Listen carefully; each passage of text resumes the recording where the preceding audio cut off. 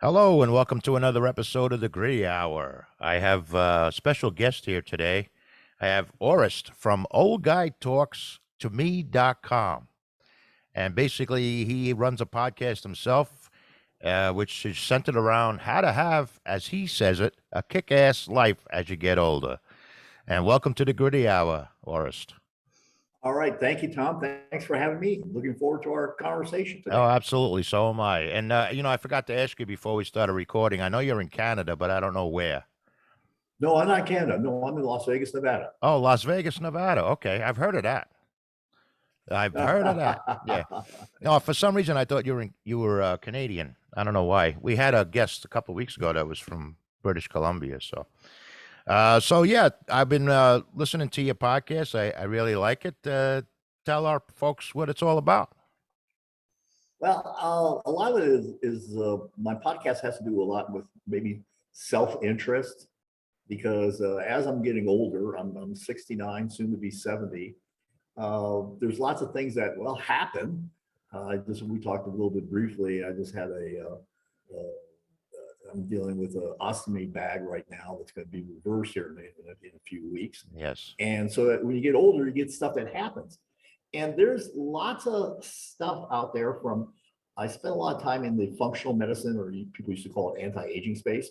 So I interview a lot of experts on stuff like that, like from stem cells to peptides, testosterone. And then we get a lot into relationships. We talk about no sex marriage. We talk about menopause.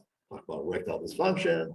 We talk about cigars. We talk about scotch, porn addiction, all sorts of stuff. So kind of whatever whim I have that particular week, we do it, and we do it with I try to do it with a sense of humor, because I think there's a sense of humor in everything. There was only one thing that I could not bring a sense of humor to, and it was, and I knew it when I started that particular podcast, and that was sex trafficking.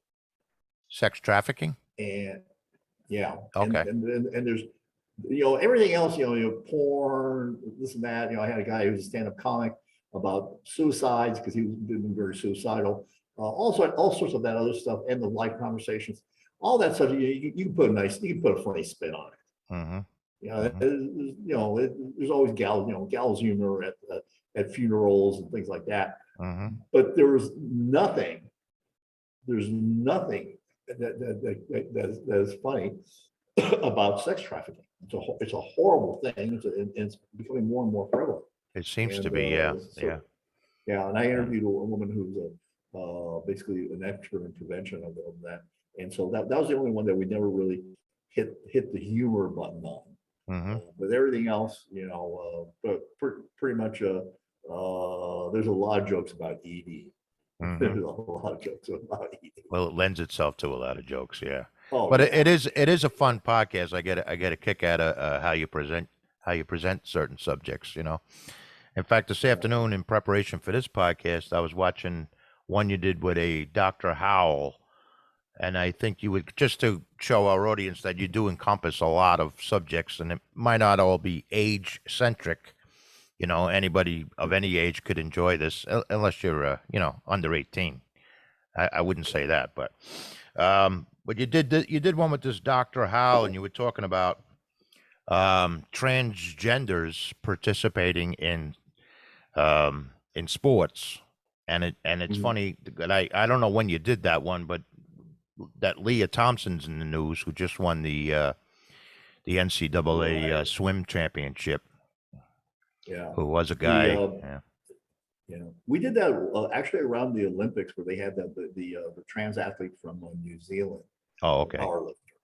Yeah, which is a similar type of thing. And I'll tell you, Scott he's an MD, PhD, former engineer, and the guy's just really off the charts smart. Mm-hmm. As a matter of fact, sometimes I have to stop him during the interview to say, like, okay, could you use words that like most of us understand? And he builds himself as an androgen expert. And he and another PhD helped write the position paper for the USA Powerlifting Association on trans athletes. Uh-huh. And they did a lot of research in this whole field. I know that what I'm going to say is in some circles is very, very politically incorrect. And quite frankly, I don't care. But there's so much science that this a trans has so much more of an advantage over a biological females in just about any sport than you can imagine. I mean, you look at the swimmer.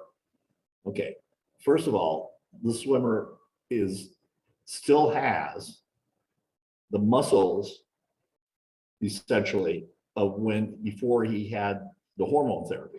The guy that just won the championship, Right. or Yeah. the girl, Yeah. So or whichever. yeah. Yeah. But so I refer to him as a trans. And so he still has essentially all the same muscles.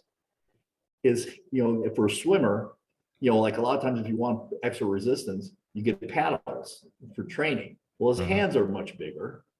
Most men have more neurons that fire per muscle. They also have more in general. They have on average more fast twitch muscle fibers, larger bones, and a slew of other things.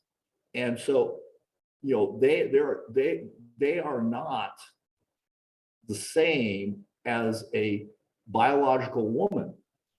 And the other thing is that people go like, well, they lowered their testosterone.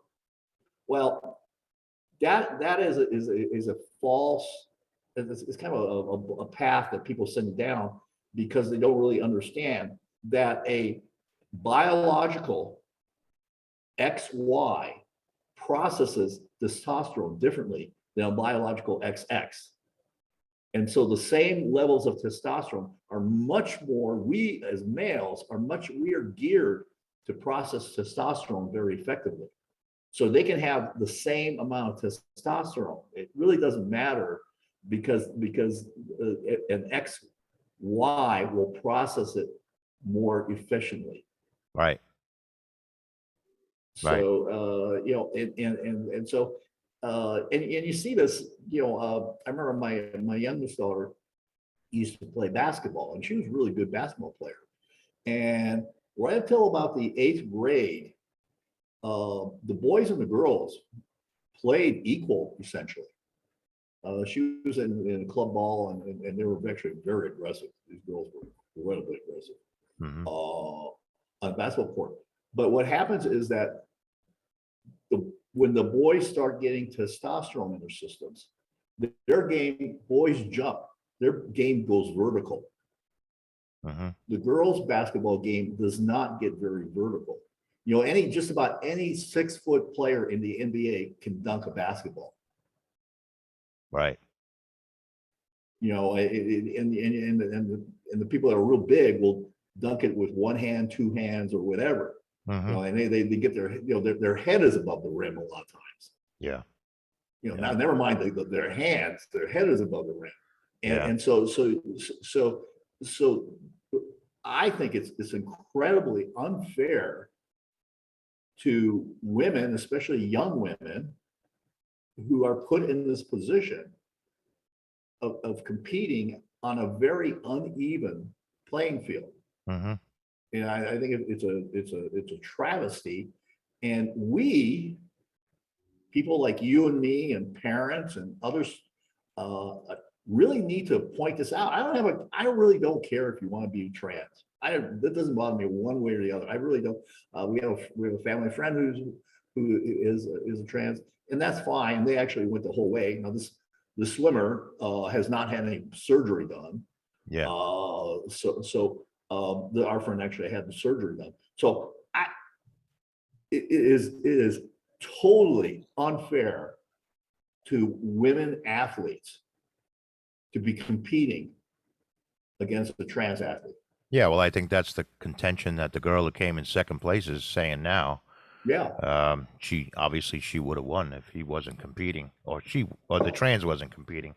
But without getting, I know it's being the science behind it is being debated and discussed, and all of that is above my pay grade. But I go by the gut, and I can just say you don't see a hell of a lot of women transitioning to men competing in male sports. It just So doesn't happen. that There is no science. I mean, there's Scott and this other PhD. They had a 2-hour YouTube thing where they went into the science of this. Mm-hmm. And they went in. I mean, they really. I mean, Scott, like you don't want to argue with this guy because he's just going to blow you away with science. And just, and they went into the science of this, and just we talked about the muscle mass, the fast twitch muscle fibers, neurons fight, all that stuff, mass. All of those things are big factors, and plus you don't really lose even with the hormone therapy. I mean, you could give LeBron James all the hormones to basically grow breasts on him, but he's still going to be, if he goes to the WNBA, he's going to be by far the best player in the WNBA. Yeah, well, yeah, that's the thing, he doesn't lose that much from all the hormone therapy. So this is a big fallacy. Well, I was going to say when all of these kinds of things come up, these debatable issues, I always think common sense will prevail, but we do have a dearth of common sense in this world nowadays. So who the hell knows? I'm not counting on common sense anymore. No. So, yeah, I'm going to say this again to everyone that's listening. Our problem is, at least I view boomers, the things where boomers are wrong is they just let this kind of go on and on and on until we got to where we are now, which is in crazy land. Mm-hmm. We are in crazy land as far as I'm concerned. Well, we've reached a level of ridiculousness, yes. Right, and so and a lot of that has to do with, well, I don't want to cause an argument. I don't want to do that. Blah, blah, blah. Well, you know what? Those days are gone. It's time to stand up. Yeah, it's time to stand up, and I'm not talking about being disrespectful. I'm not talking about calling names. I'm not talking about whatever, but it's time to start talking about actual facts that exist. Right. And that's what people don't do. Well, that's my soapbox. That's fine. Yeah, we love the soapboxes. That's why we started podcasts. You see, but I've discussed in many of our previous podcasts about the one thing that is lacking is critical thinking. People don't think things through. They take things at face value and they don't think beyond that, and this can fall into that category as part of that problem. Well, the challenge also right now is that, like, how you feel is really way more important than facts. Mm-hmm. And no, they aren't. Facts are way more important than how you feel. Right. Because most of the time your feelings will change over time. And I'm not sure that how you feel is your responsibility. You're responsible for your own feelings. I'm responsible for my feelings, and you're responsible for your feelings. So I don't take, if somebody is offended by something I say, especially if it's factual, especially if it's not like a personal insult, then you know what? That's their responsibility. Yeah. Don't throw it on me. Yeah. No, I agree with you 100%. Yeah. So that was an interesting podcast. I refer our listeners to that one, which you can find on YouTube, but the link to it would be from Orest's website, which is oldguytalkstome.com. And right. But basically you don't really focus on the video aspect of your podcast. You basically, I would say predominantly on Apple or most Apple, Stitcher, Spotify. Which is what I should be, because I have a face for radio, so I should stick to the. Me too. Yeah, but you do encompass a lot of subjects, and you do it in a lighthearted way, which is what I found appealing. you find the humor in things, and so what are some of the other things you talk about in your podcast, just so our audience knows? We talk about relationships Mm-hmm.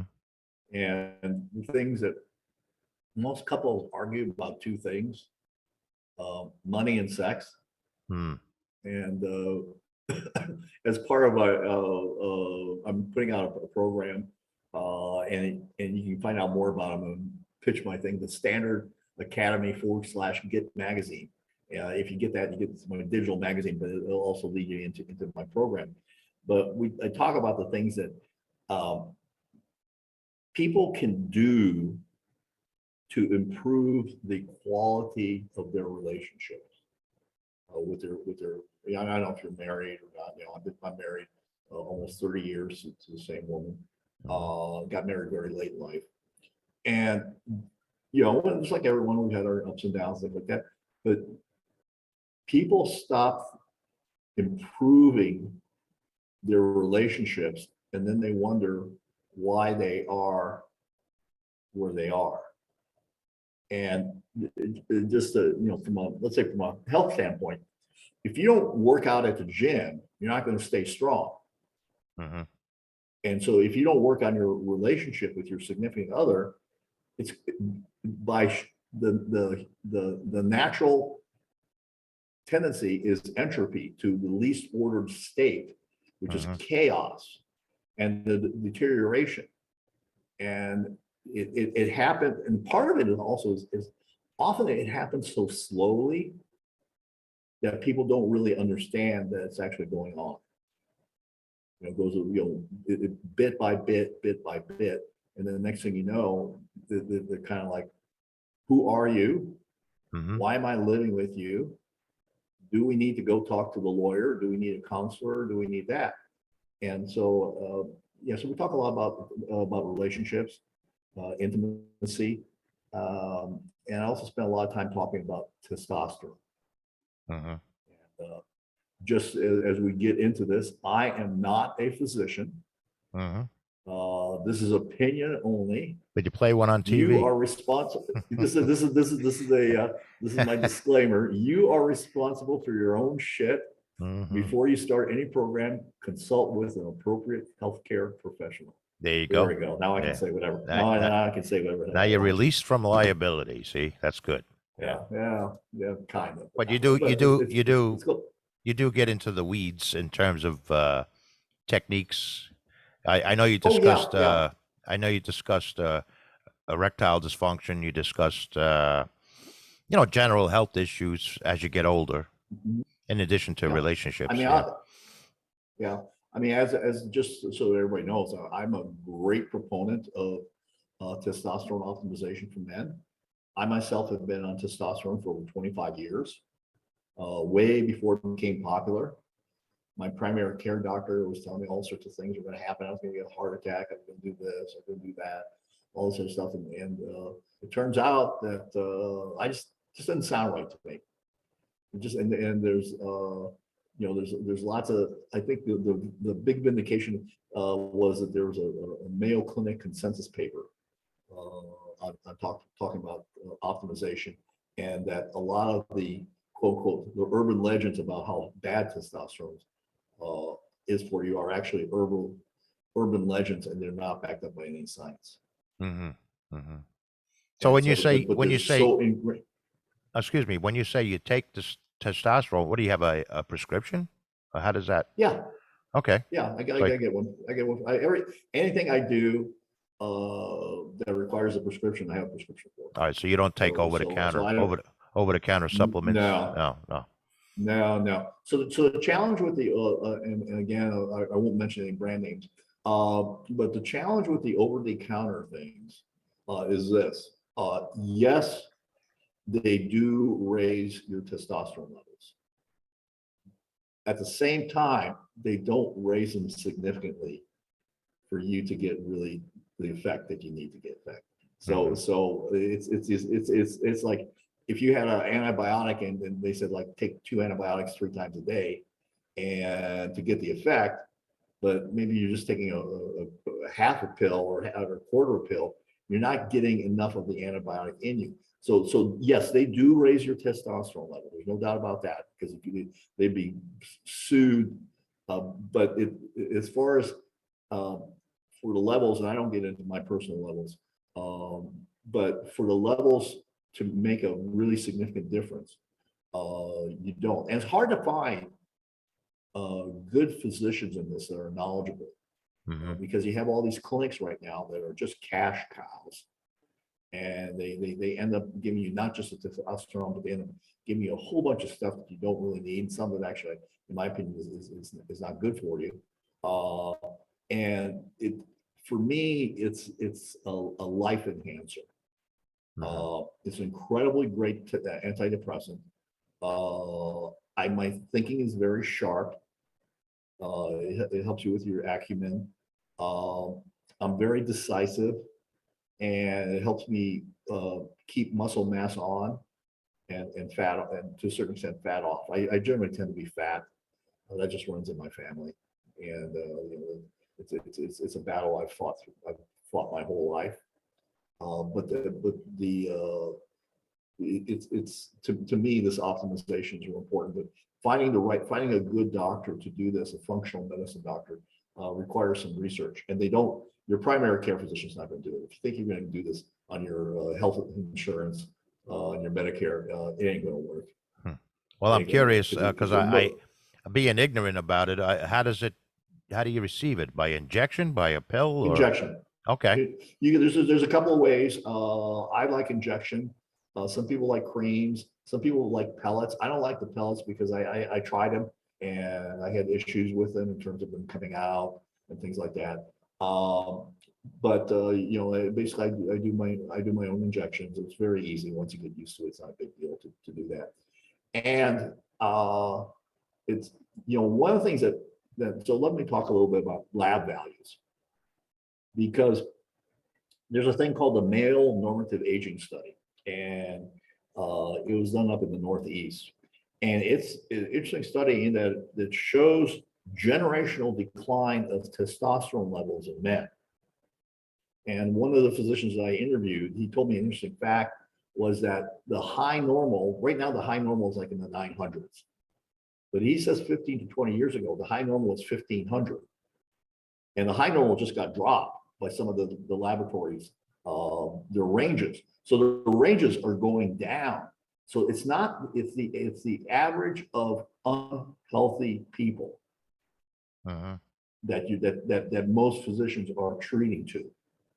And the same is true in other things. So what is this? What was this?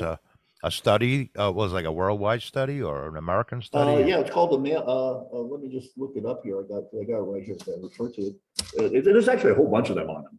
But it's called the Massachusetts Male Aging Study, and it looked like testosterone levels from 1987 to 2005. Oh. And it's a fairly large study because they looked at a whole bunch of stuff. But it was basically one of the things that they found was that testosterone levels are going down by 1%, about 1% a year in men. On average. Do they indicate a reason? Like, was it a diet or just? Some of it has to do with endocrine disrupting compounds in like the GMOs and the hormones that get put in our food, the plastics and things like that. So that, and they ruled out weight and other factors. So it's interesting, but that 1%. So that what that translates into is a 60-year-old man had about 17% more testosterone 20 years ago than a 60-year-old man today. Wow. Okay, so that's there's, like I said, there's a number of studies out there that look at this. And they're looking at GMO. They're looking at food basically is the reason. Well, there's something called endocrine disrupting compounds. Okay. And so there's a whole range of stuff. It's funny. I was just having a conversation about food the other day with somebody, and he brought up a good point. He goes, "When's the last time you had a tomato that really tasted like a tomato. Or when's the last time you cut an onion and you cried? And it made me think, Yeah. what the hell kind of food are we eating nowadays, Well, we're eating food that's been genetically modified so it can be Yeah. transported over and stored for a large, transported Yeah. over distance and stored for a long time. And Hmm. so, a lot of times, if you go to the food that you get at a farmer's market is totally different than the food that you get at the supermarket. Right. Right. Even if you buy the quote unquote the organic, if you go to farmer's market, you see stuff that you don't see at the store. Yeah. Because everything at the store, tomatoes are so, example, tomatoes are remarkably uniform. Hmm. They're all essentially the same. Yeah. It's funny. It's like saying, are we supposed to be eating strawberries in February? The worldwide food chain has advantages and disadvantages. You can get a banana any time of the year. Absolutely. Yeah. But Absolutely. yeah, it's very strange. I didn't know about that study. It makes perfect sense the way you're Yeah. saying. And do they have any Well, kind of resolution in there? Or? optimization. Yeah. And the other thing that is going along with that is that sperm counts are dropping in men. Hmm. And over the last 30 years, they've dropped by about 50%. There's a Hmm. big study out of Hebrew University that basically is looked at a number of studies. They looked at about 1,500 studies. It took about 10 years to write this paper. God bless them. And they said that the slope of that decline in sperm production in men is not abating. So the downward trajectory of decline in numbers is not changing. And their prediction is by about 2055, most men in the world will be infertile. It's funny you say And that there's a because book I, written I, I by did read a couple of articles about, I guess, the worldwide population. What are we at? 7.5 billion now? oh yeah, Uh, they expect it to cap out around 10 billion and then start declining. There are scientists that well a lot of anticipate that, you know. well, a lot of countries are not keeping pace with their birth rate's not keeping pace with the death rate. Oh, You most look of at Europe, even us. Europe, I think, most of Europe, Mhm. Japan. Well, the only reason why we do is we're actually a little bit ahead, not a lot, but that has to do with the fact that we have a growing and increasing Hispanic population, which Right. generally culturally tends to have more kids. High levels of immigration, whether it be legal or illegal, is what's Right, for. right. It's yeah. But yeah, but even the legal, they generally tend to be, a lot of them tend to be Catholic, which generally means large families, Hmm. or used to mean that. So and not only that, I mean, there's all sorts of things going on with men. There's a book called Countdown by Erica Swan, and she is a PhD epidemiologist out of NYU, and she talks about she's actually one of the co-authors on this paper from Hebrew University. And so they goes into a lot of detail about what's going on there. And women are actually the quality of women's eggs is dropping. Mm. And so it has all sorts of as far as reproductively, it has all sorts of ramifications. Well, sure, they're eating the same tomatoes we are. Yeah. But I didn't know we were going to talk about this, but I did see a really interesting video on YouTube about for about 35 years, China had a one-child policy Mhm. in their country where I think if you had one male, that was it. That was all you could have. And they're Right. about to enter into a portion of time where they're going to be economically damaged by the fact that they're going to have a declining population because of that one child policy that was in effect for about Mhm. 35 years. So Well, some of and you can yeah, and you can imagine that one child is taking care of two parents, or just in general, that one group of what we would call millennials, Gen Xers, Mhm. are taking care of The baby boomers. One of them is taking care of two baby boomers Right. Yeah. who are living longer. Especially since the lifespan has gone up over the last 50 years. Yeah. Mhm. So it's a strange dichotomy of what's going on. There's a lot of ramifications to it, you know. But that's interesting, the study you pointed out, because I've always suspected something kind of strange. You know, you wonder if it's your own taste buds that are getting older, and you don't really, taste that Maybe a tomato little like you bit, used to. maybe a little both. It could be a both. I Yeah. know. I know I use a little bit too much of a nasal spray that alters your olfactory Yeah. senses, and my taste buds aren't anywhere. I mean, when my wife cooks, I can't. Unfortunately, I can't taste all the stuff that she cooks, and she's a great cook, and Right. Right. lots of people compliment her and stuff. But it's a lot. It's just lost on me, Yeah. unfortunately. But back to the testosterone for a second. You did mention a lot of positives that come out of it. You know, you have enhanced focus, enhanced bone mass. You know, do you find any negatives to it? Side I effects? have not. Hmm. I have not, and I think the biggest thing I find is it's a monster antidepressant Hmm. for me. Interesting. I know that the story about a little bit over 3 years ago, I was with my youngest daughter. We were in New Zealand for a 3.5 week trip. Hmm. It's her delayed high school graduation present. I don't know about you. When I graduated from high school, I got a watch and I had a job the next day moving furniture. That I went was right my to the welcome to bar. the I went world. right to the bar. Grabbed a diploma. Went right to the Well, I bar. mean, I was hungover. I was hungover that morning. And it was very interesting because I even though I have everything as a prescription, it's all legal. I did not want to travel internationally with something like testosterone, Hmm. which I have no idea what the laws are in New Zealand or whatever Right. regarding that. Right. And Right. so I didn't take it with me. And so the half-life of testosterone cyprinate, which is what I take, is 8 to 10 days. Hmm. And so I was talking to my phone, my wife, and it was very interesting. She goes like, "Is everything okay?" Because she said, "You seem really down." And day 10 into our trip, about 10 days, she asked me, like, "Did you take your testosterone?" I go, "No." And I kind of explained why. She goes, "Wow, that's really good." So normally you're just really upbeat.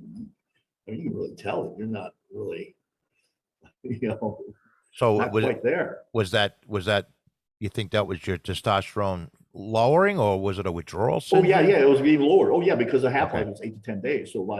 So day 8, it would be about half of what my levels would be about half of what they would have been. Oh, I see. But So it wasn't any kind of withdrawal, like a medicated with. well, it was. I mean, there was to a certain extent. Hmm. I think I like being on it. Hmm. So I mean, it wasn't. I mean, it was not like a withdrawal like from heroin or something like that. But Hmm. you do notice. I know that men who have been on it to get off of it really miss it and go back on it. Hmm. Interesting. How do you have to some sort of qualification you have to meet to for your doctor to I approve just that? well, I think again, it's finding the functional medicine doctor, Hmm. the anti-aging doctor that's going to walk you through that process. You think your And standard and you, it is and it is it is a challenge. you think your standard general practitioner probably wouldn't lean that way? No, not a Mm, chance, not a mm. chance. I've been bugging my PCP for a while, for 30 years, and not even a chance. Not even a chance. I Yeah. give him a lot of shit too. Hmm. When I go in, because he's actually showing the signs of low testosterone. Yeah. He's losing muscle mass. He's skinny by nature, and he's actually shriveling up. Mm. His shoulders are collapsing. He's actually shriveling up. Wow.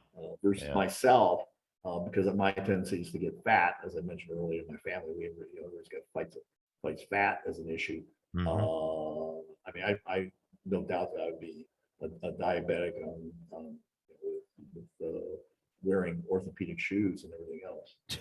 Yeah.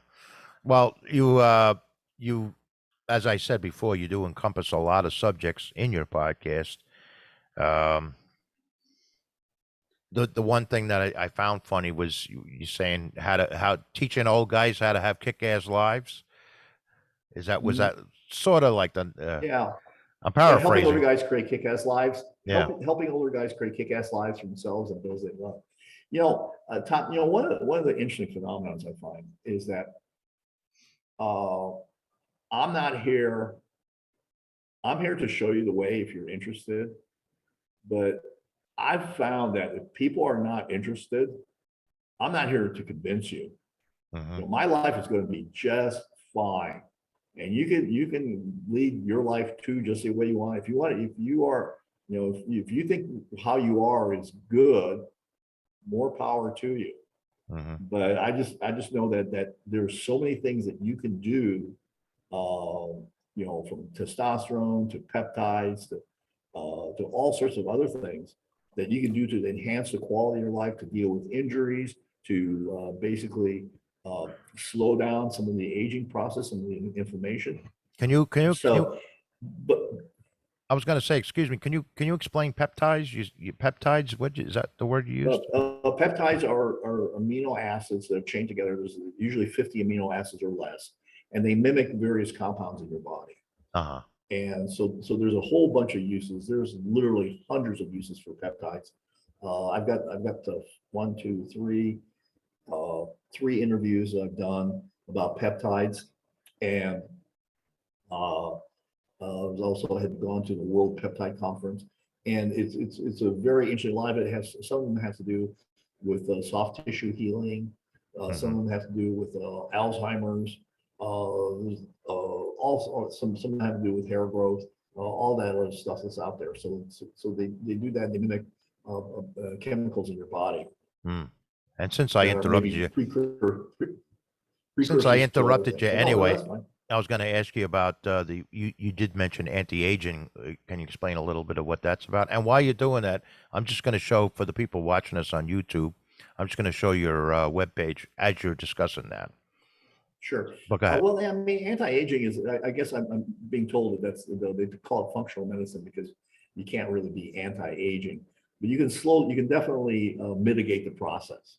And that's what we're really talking about, is mitigating the whole process.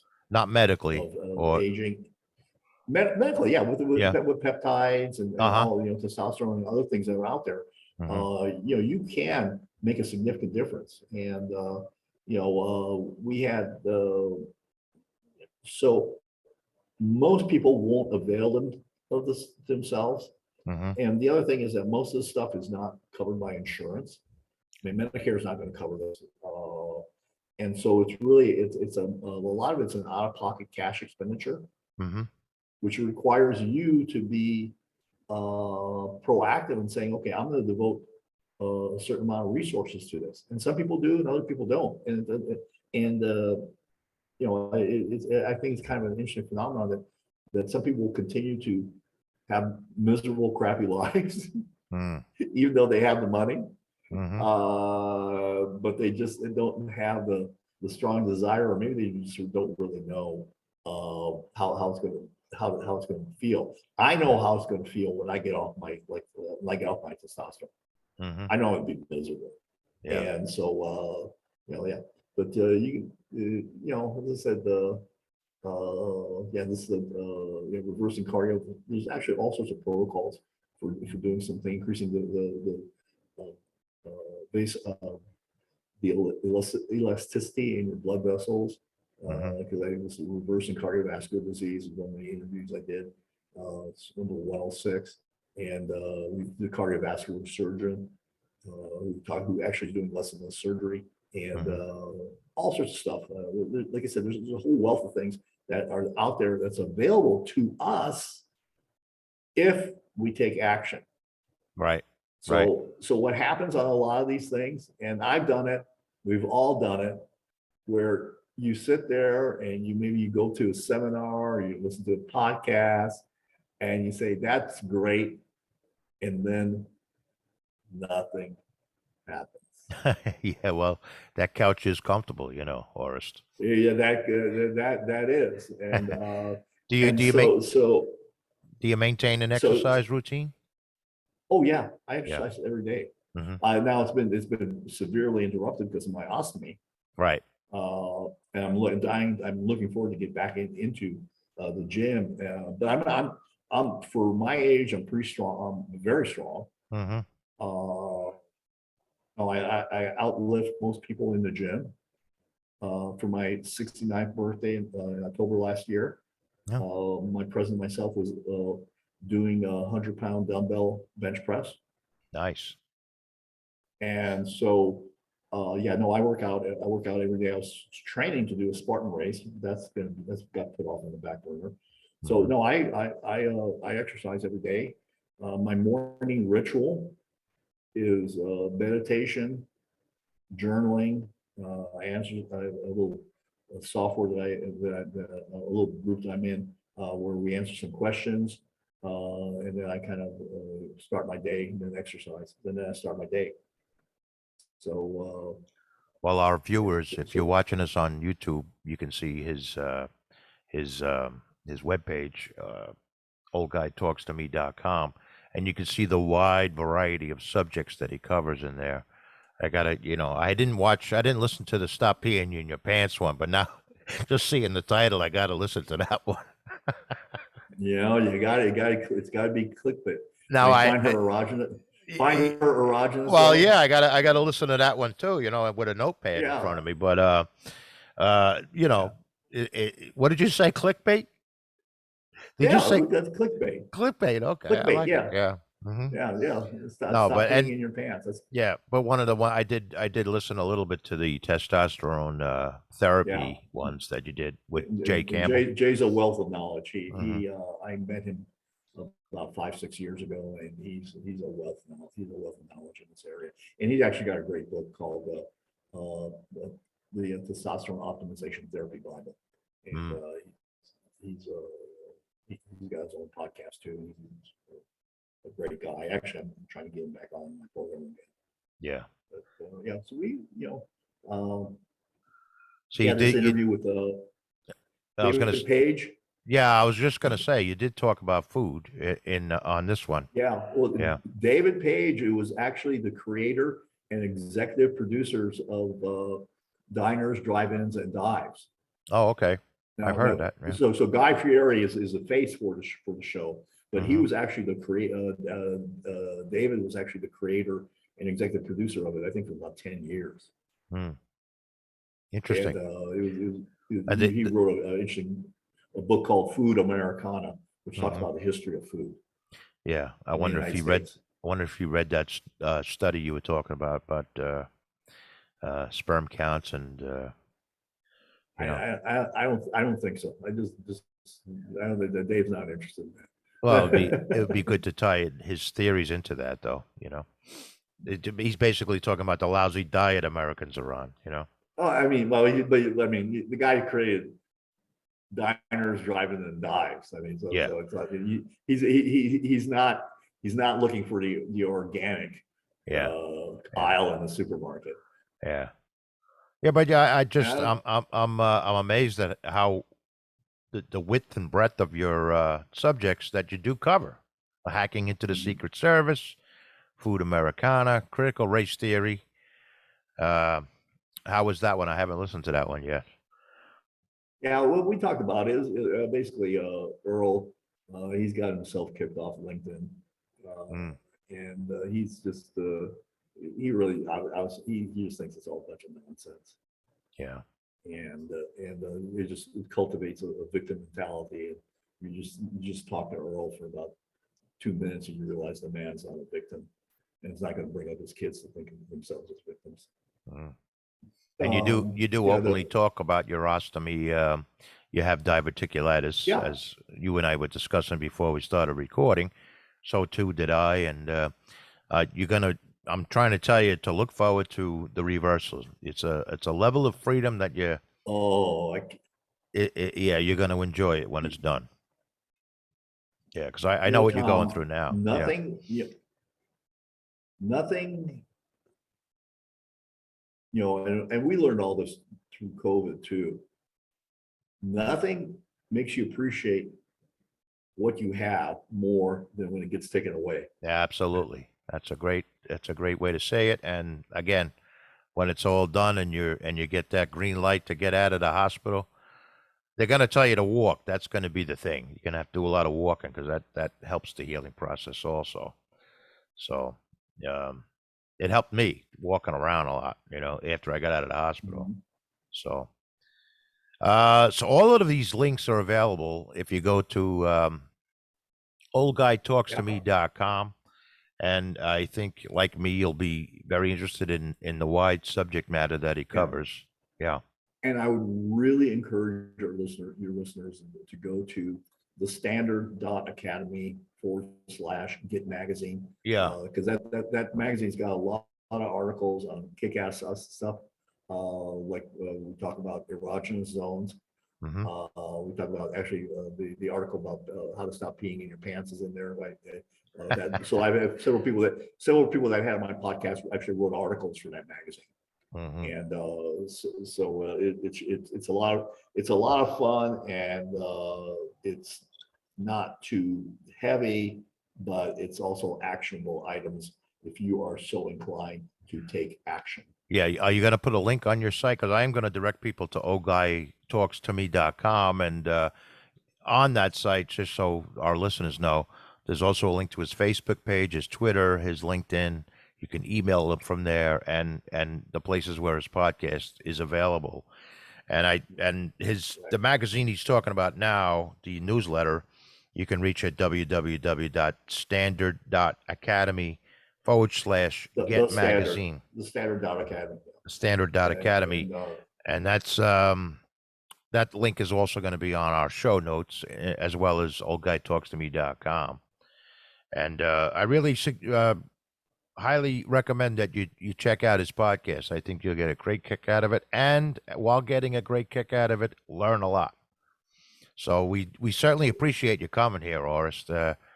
I'm going to be following you. I'm going to be subscribing to the magazine because soon after you turn 70, I'll be turning 60. So I'm going to need to know all this crap before I get there. oh, gosh, it's a world. I don't even remember 60 anymore. Long time ago. Yeah, Crap. I'm but thinking about what I said. Oh, yeah. So yeah.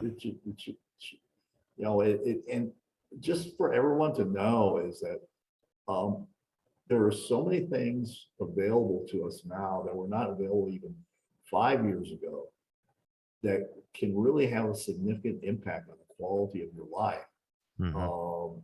especially from a regenerative standpoint. And you just need to, one is you need to find the right physician, and two, it can't be cheap. This stuff ain't cheap. Well, you're chopping up a little bit. Hold on. Okay. Yeah, go ahead, Orest. I'm sorry. We got a little atmospherics there. Yeah, well, no, what I was going to just say is, there's so many options for people. You just have to find a good quality functional medicine physician, Hmm. and at the same time, you got to be willing to make an investment in yourself, in your body, in your mind, and to have that life that's going to be much more um, bountiful and much more comfortable for you, and you don't have to be miserable and old. Well, I think the self-evident part of this whole conversation was your attitude is what affects everything else in your life. If you keep a positive attitude, Absolutely. yeah. And with that, we'll let you go. But I do certainly appreciate your time. And again, anybody listening to us or watching us, oldmantalkstome.com, the link to which will be just below this podcast. And the standard.academy/get magazine, which is coming out when, Orest? I this is a little bit, and just for everyone, you get a bonus for getting in line. You get my 12 rules of life. Hmm. But with everything going on with the surgery and a few other things, I'm not sure when we're going to. The magazine's actually done. There's just Hmm. some things I need to do before we put it out there. Right. But the magazine's actually magazine's been done for a couple of months, and but then when all this started in January, it just like totally waylaid all our timelines and everything else. So the magazine's done, but it will be coming out soon. If not in April, then definitely by the end of April, early May. If you want to get it, get in line. As a bonus for signing up early, you get my 12 rules of life. And just to give you an idea, it's not like rules that you've heard before.